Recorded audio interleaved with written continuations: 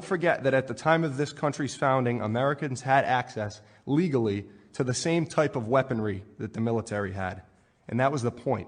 It was for our protection against the state. That's how we can keep them in check. I think if we look at the tremendous amount of overreach practiced today by the United States government, it's pretty apparent why those at the very top want to take away this means of protection that our forefathers entrusted to us. They've realized that we Americans who hold our liberties dear are fed up. We are tired of being overregulated. We're tired of being taxed until we're near penniless. We're tired of our money going to a Federal Reserve to pay an unsustainable debt that we have to international banksters who couldn't care less about America.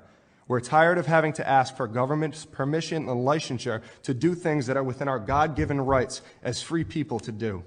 We're tired of seeing state-run programs being ran inefficiently, ineffectively, and wastefully.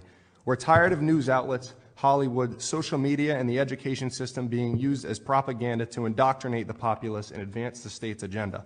We're tired of being lied to. We're tired of going to war under false pretenses. To summarize, we're tired of our uncontrollable government. While we feel our voices have fallen on deaf ears to our politicians, make no mistake that amongst the citizenry, there is a quiet storm brewing. We are approaching a tipping point, and you'd be remiss to think that those at the top of the power structure aren't shaken by this.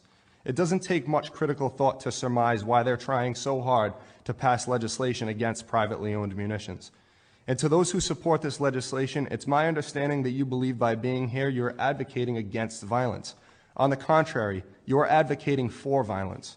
If the state decides to make 10-round magazines and assault weapons, which by the way is an incredibly vague, ambiguous term that I don't think anybody could really define, if you decide to make them illegal, are you advocating that the state use violence or threats of violence to disarm innocent Americans? Because it certainly sounds like it.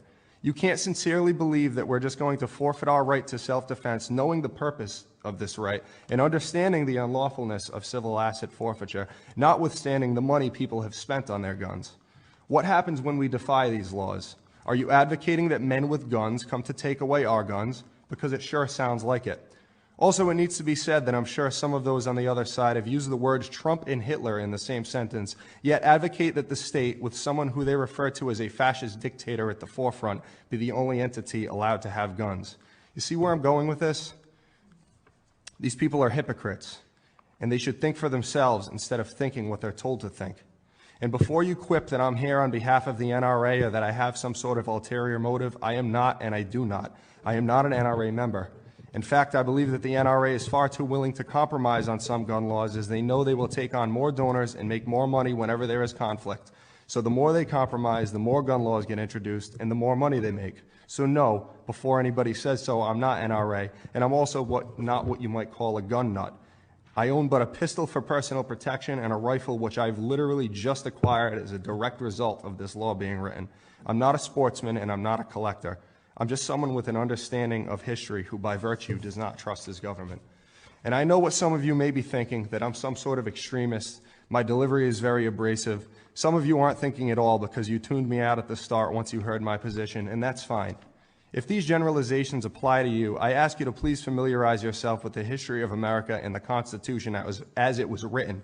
Ladies and gentlemen, America was conceived out of defiance, and we not only have a constitutional right as free Americans, but also an inalienable right as human beings to defy any and all laws that are unjust. Lest we not forget that a mere 3% of colonists sparked the American Revolution. There are millions of libertarians paying attention to what is being discussed today. Representatives, it is a sure bet that if the government you represent continues on this path of tyranny, we will not comply. I ask you to please remember the basis on which this country came to be before you decide to pass any more overreaching legislation, especially in regards to firearms. For those who forget history are doomed to repeat it.